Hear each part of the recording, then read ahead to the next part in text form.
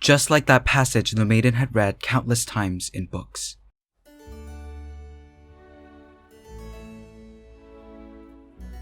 The damsel in distress, saved by the white knight in shining armor, and they exchange flowers as blessings to one another. Though a maiden's heart is said to change with the seasons, just like a flower, this flower remained constant. For her heart had stilled at that moment long ago, the moment that she met the knight.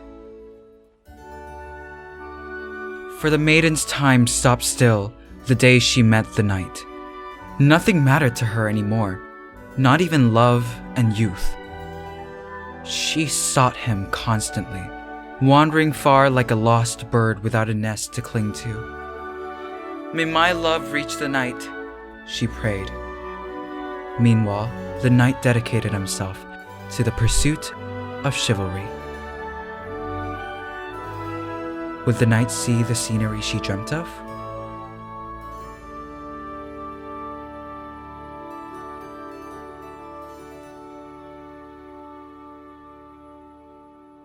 The maiden's time would one day come to an end.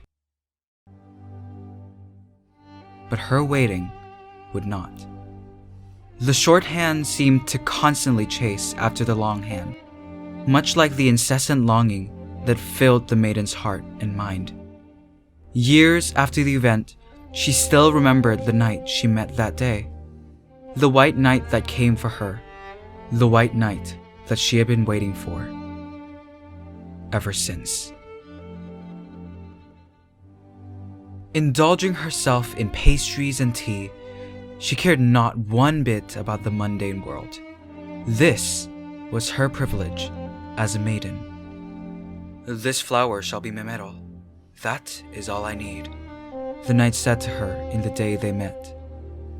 But my heart is already... Not finishing her confession was her privilege, but also the chains of courtliness the maiden had to bear.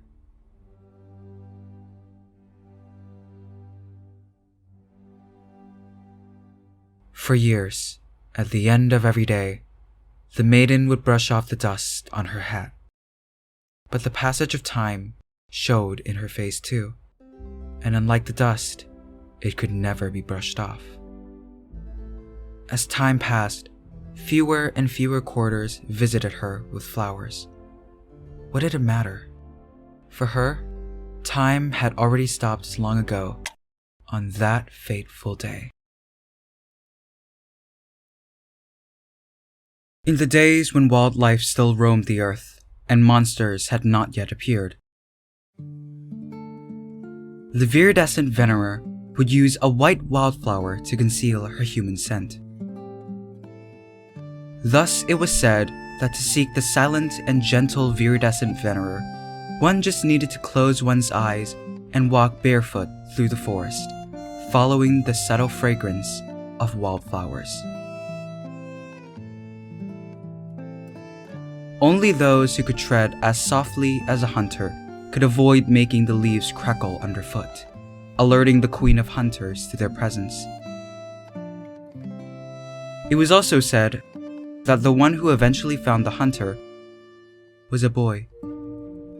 At that time, disaster had just befallen the ancient kingdom, and misery was spreading across the land.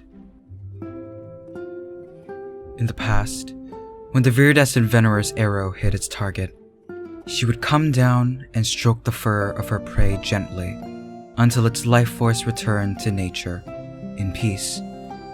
For she knew that one day, she too would embark on a journey to the place where the souls of her prey rested. The Viridescent Venerer believed that at the end of her life, she would wake up from reality and be reunited with the departed at an endless hunting ground.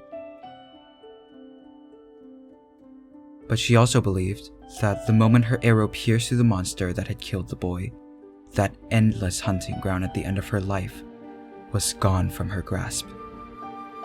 For she killed that mutated monster, not for the sake of survival, but out of vengeance and suffering.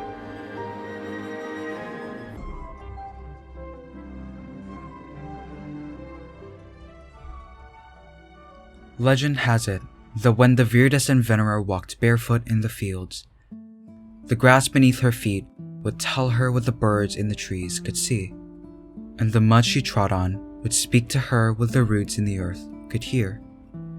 But it is said that ever since disaster struck, the grass and trees never spoke again, for the god of the woods had died in the disaster. Since then, she relied on a wayfinding device for direction when hunting.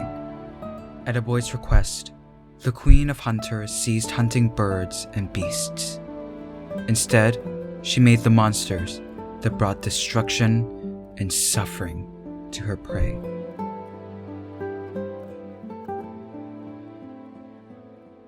One night, the Viridescent Venerer picked up the scent of other human beings. As a hunter, she feared neither wolf packs nor monsters. What she feared far more than that, joining the chatter by the campfire. For she had long forgotten how to speak human language. Even after rejoining the humans and accepting her place as Viridescent Venerer, no one ever heard her say a single word. Similarly, no one ever saw her leave a single trace behind. The Viridescent Venerer collected the laughter she heard that night and stored it in a vessel. For many years, she would listen back to the voices in the vessel whenever she felt lonely. Never become the foe of the earth and the forest. This was the hunter's rule. Instead, a hunter should become a silent part of nature. Legend says that a bird once built its nest in this hat. None could ever bestow a crown upon the queen of hunters.